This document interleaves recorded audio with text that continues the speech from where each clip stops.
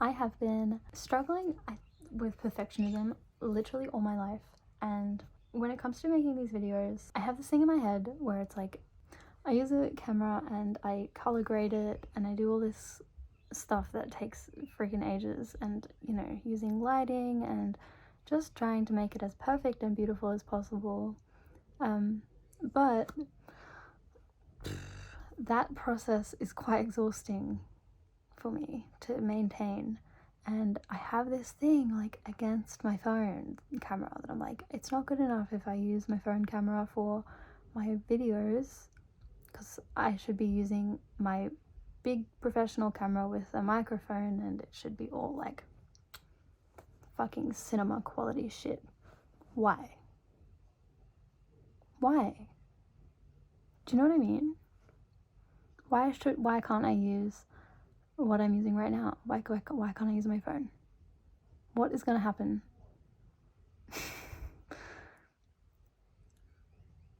And if it makes it easier to get a video out and make some stuff and record my thoughts down that I'm having, why not use it? What are some pros about using my phone? I can put it in places that I can't put my camera. Like I can just prop this up on my windowsill right now. I couldn't put my camera there. It's too big and too heavy. This just goes there. That is a pro. What's another pro? I can bring it out with me and it's not like embarrassing. Not that filming in public is embarrassing, I just have anxiety. But like, I'm not holding this giant thing with this big microphone on top. It's like, it's normal to be doing stuff on your phone. So that's a pro. It's quick and it's easy in a pinch, quick in a pinch. If I need to just like quickly get something down, it's right there in my pocket. And it is okay to not be using crazy gear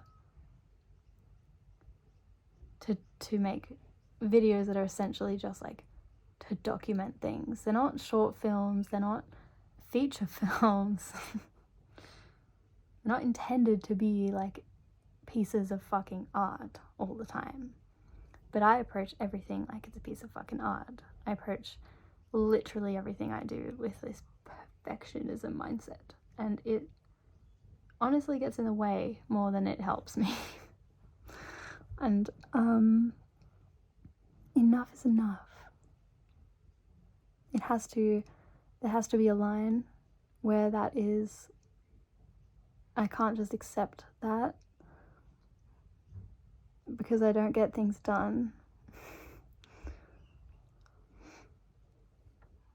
Because sometimes I just can't stand the idea of having to get my tripod out and my camera and set the lighting.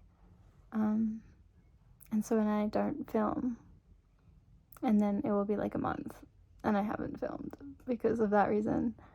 And it's definitely harder in my head than it actually is to do, but it feels very real up in here. So while I'm currently on a social media break, and while I'm doing that, I want to be trying to challenge my perfectionism tendencies and habits and thought patterns that I'm having all the time, and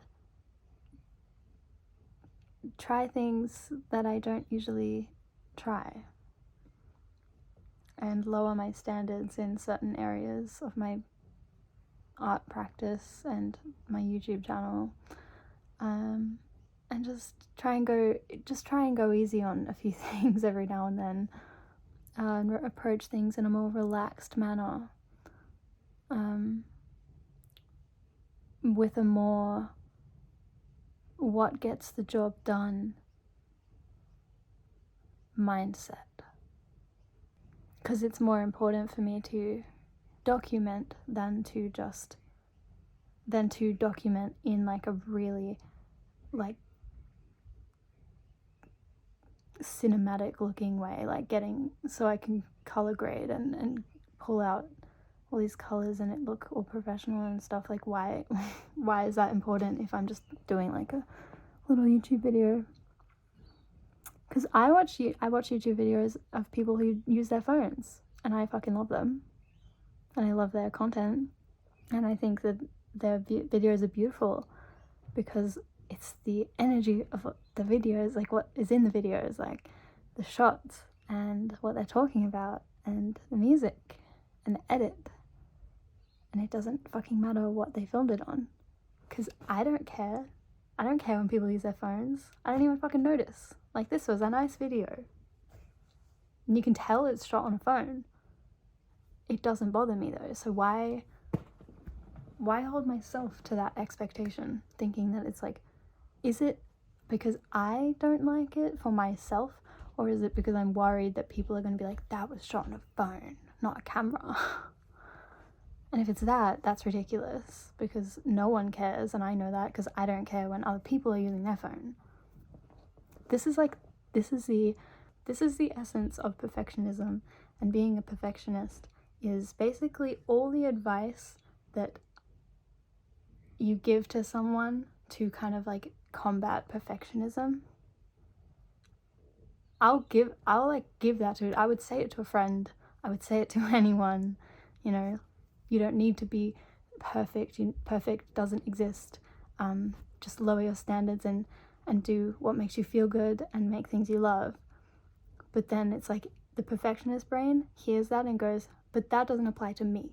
That applies to you guys. It applies to everyone but me, actually.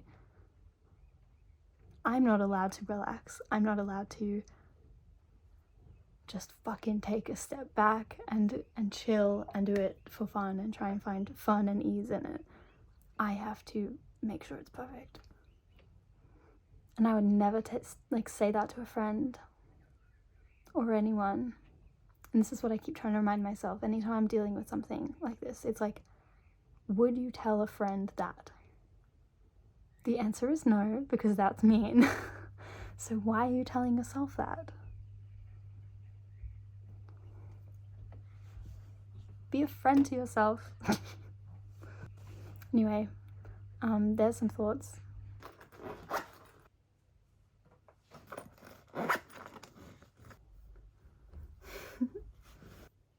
I'm growing my hair out, and then once I get it like down to here, I want to put some layers back into it. But I want to like get it to a blank canvas kind of level where I can just have it like really, really long. It's all just one length, and then I can play around with it from there. Okay, I made it to the park, and it has this beautiful walk on the way there, and these really, really lovely like open fields, and it's actually just crazy to me that these things exist near my house. It's like, go into your backyard, guys, and by the backyard I mean like your suburb, you know, like your backyard, the places you live around, and you will find something that is beautiful and stunning and lovely, and it feels like all of a sudden you're not in your suburb, you could be in a fucking utopia.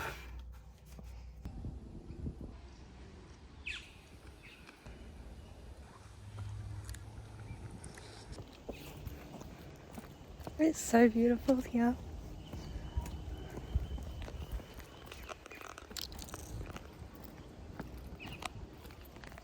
There's a specific section that I've been at before, and I can't remember where it is because I have no sense of direction. So I'm pretty sure I'm in the wrong spot. I don't even know if this is a bike trail or a walking trail or both.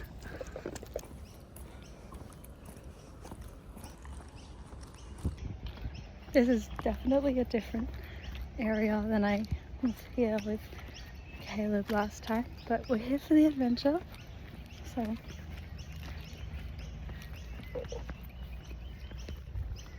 that's where I want to be going. See that little roof? Hi, I made it!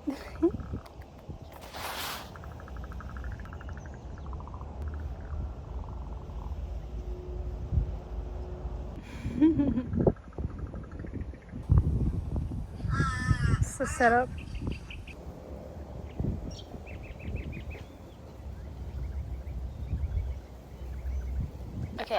activities. I have a few with me. I have my spinning, which I think I'll do soon. I'm just going to do some riding.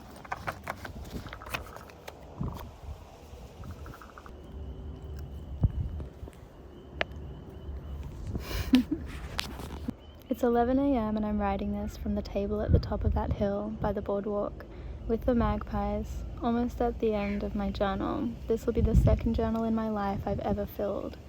I didn't take my meds today, and lately my best days are those. Should I give reason to that?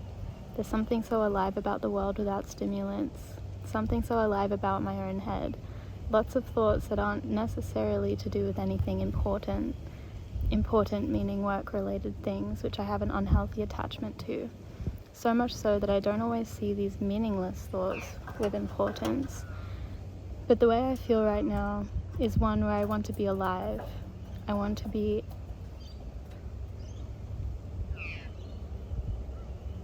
what does that say?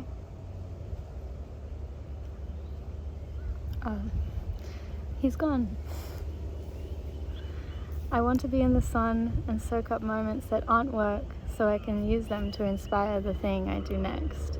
They give meaning to that, really. So when I spend time in moments with myself like this, not working, not trying to create something important, doing art, I'm reminded of how good it is to live. More of that outside of the ever so important creation time surely means a willingness to live while I create, a reason to keep creating, possibly. That last bit didn't really make sense, I didn't think, but you get the point. And my friend's gone.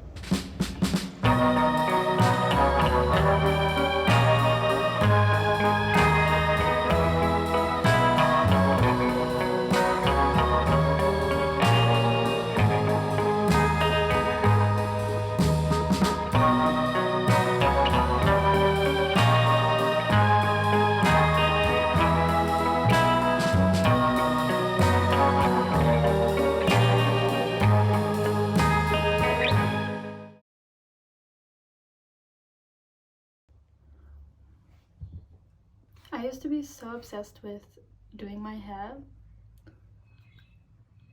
as a teenager, and it was like I would spend so many hours on it, and like before school I would just do all these extravagant hairstyles every day, and it was like the most important thing to me, and I was good at it too.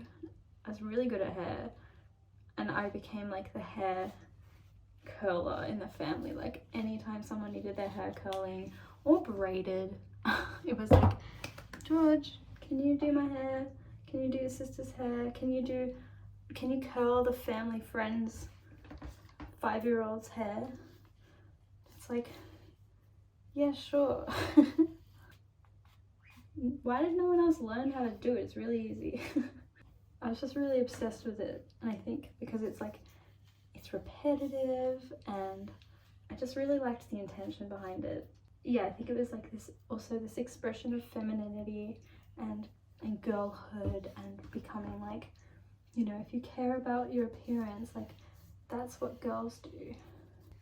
And it's what I was like known for by my family too. Like my mum still to this day talks to me about like, you used to put so much effort into your hair, you never do it anymore. But yeah, I'm just doing it again today, and I don't know, just I haven't had my medication yet either, so I'm doing random activities that I probably don't really need to be doing. Are there any straight bits in there?